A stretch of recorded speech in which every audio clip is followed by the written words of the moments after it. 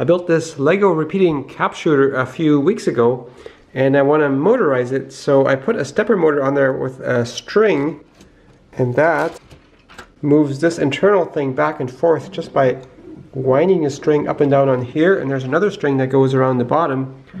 And the stepper motor is hooked up to some stepper drivers hooked up to a Raspberry Pi computer.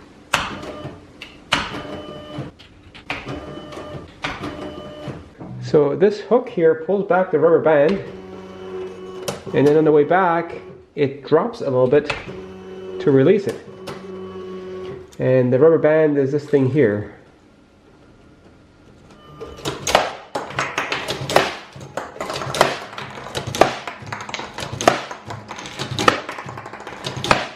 Now the next thing I need is for the computer to be able to pan and tilt this thing like so.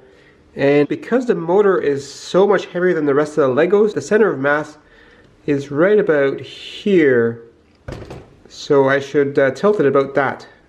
Here's my tilting mechanism so far. I'm using these big ring gears with a little bit of gear reduction that tilts the whole thing. And what I'm going to try to do is put the stepper motor underneath here.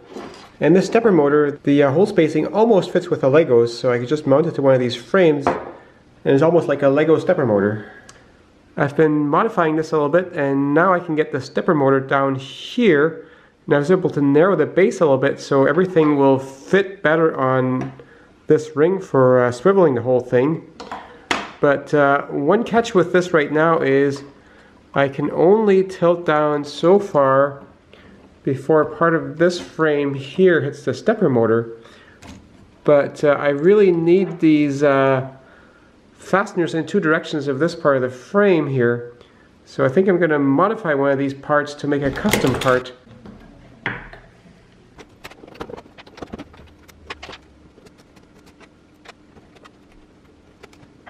So now with most of this frame missing here, you can tilt way down. So far down I had to put it on a pedestal so that the front wouldn't hit the table. And the last challenge is to make a rotating platform using this ring, and that'll probably add at least as much height as this roll of tape does. Here's my rotating platform so far, and I managed to bring the shaft out to here so I could mount a motor somewhere around here. With a stepper motor out here with a gear rammed onto it. It's mounted to one of these frames. Drives this gear, and then these gears here support the ring, and the other gears are just there to help guide that ring, along with the little rollers out here.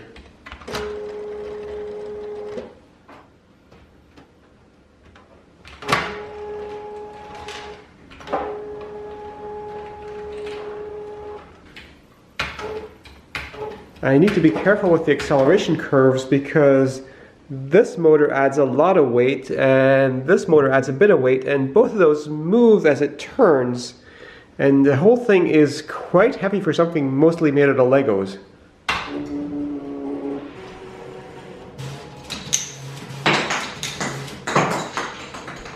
Now I just have a lot of software integration left to do. The next challenge is to make this cap shooter aim for something that's seen on the camera.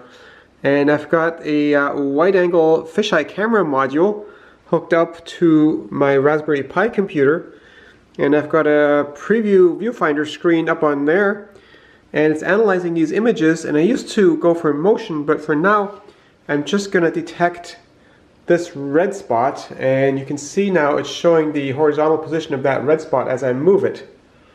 So whenever it sees this red spot, it shows the coordinates at which it was detected and graphs the horizontal position on the bottom of the screen. Now I still need to convert image X and Y to pan and tilt for my cap shooter, and that's a bit tricky because this is a fisheye lens, and let's see here, we have a straight line if we're in the middle, but if I move that towards the edge, you can see this is very curved, yet all of these points here represent the same amount of pan. Same on the other side. And the tilt, of course, also has distortion, top and bottom. So I need to compensate for that. So I started working on some geometry conversion with the assumption that any change in angle here would be a constant number of pixels here, and that would result in some kind of fisheye. And so far I wrote this piece of code, but then I did a quick check with the camera just to verify my assumptions, and we have this lamp and it's about this wide on here, and if I rotate this a little bit, still the same width until I get near the edge. And now you can see this lamp is not as wide anymore. So there's a little bit extra distortion I need to calibrate for, and I built this angle calibrating jig out of Lego. And this covers 180 degrees, and seen from the center here, all of these pins are at exactly the same angular spacing. I put the camera at an angle so that this line of pins goes diagonally across the screen so I can calibrate all the way into the corners. So now if I rotate this image, I have all of these in a nice horizontal line, and I can measure the x-coordinates of every one of these pins. And graphing the relative error, I get this curve here, and I've actually come up with a formula that is essentially a cubic. So if I put a cubic term in here, that makes it a straight line, and let's change the linear term. And that gets me within a range of about plus minus half a degree for the whole range. And that's probably a little bit of overkill because I don't think this machine will ever shoot that accurately. But it hasn't been shooting reliably, so I've been making all kinds of small tweaks to try to get it more reliable. And I managed to shoot 60 caps without jamming, so let's do some more testing.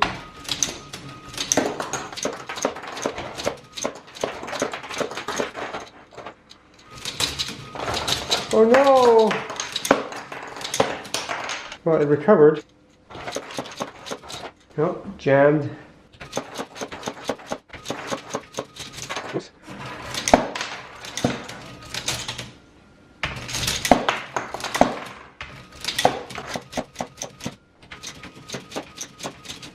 Gah!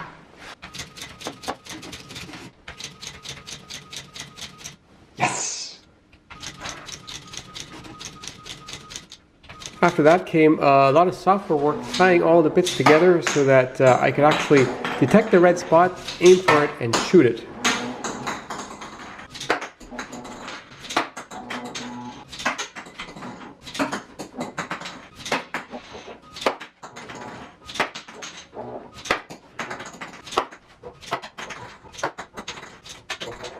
I've been tweaking this some more, and I put the camera more directly over here, which should improve the accuracy.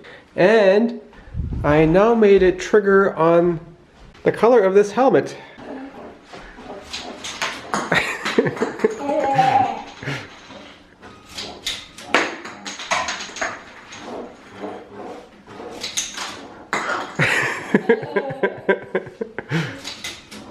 Oh, it shoots too high, doesn't it?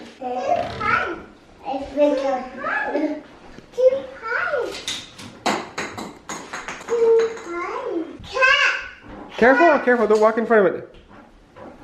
Oh, now it's jammed.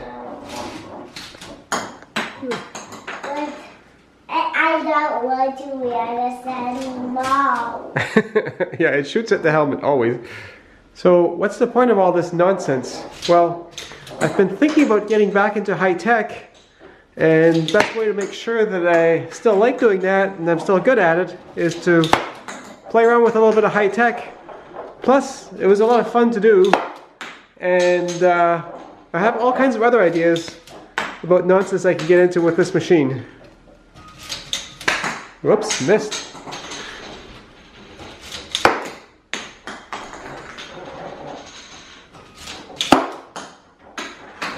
Come on, baby, right here.